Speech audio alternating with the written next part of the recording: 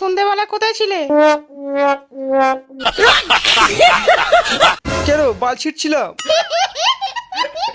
Phone করে বলছে তুমি নাকি মদ খাও। আমি মদ খাই? কে কে কে শালা বলছে আমি মদ খাই? ম্যাডাম কে বলেছে? আপনি খেলে একবার নামটা বলুন। বুঝো না এই ব্যাপারটা? আমি মদ খেলে আপনার রাগ হয় ম্যাডাম? হ্যাঁ, মদ খেতে হলে চুল্লু খাও। আচ্ছা,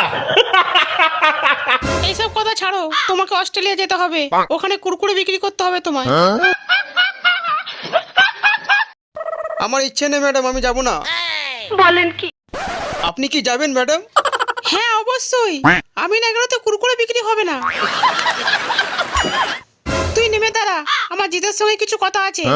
আচ্ছা, ও, তুই আমার গাঁজা খাবার কথাটা বলবি? হ্যাঁ বলবো। তুমি এখনই বলো তুমি গাঁজা খাওয়াতে পারবে না। কি বলছো?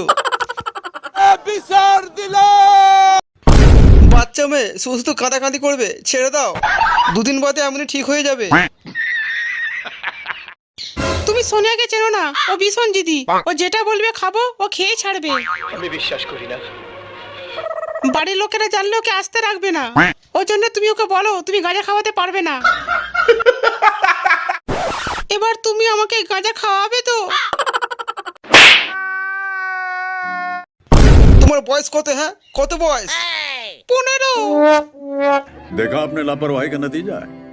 ও 15 বয়সে গাঁজা খাবে? গাঁজা খেয়ে খেয়ে মাথাটা একদম গেছে।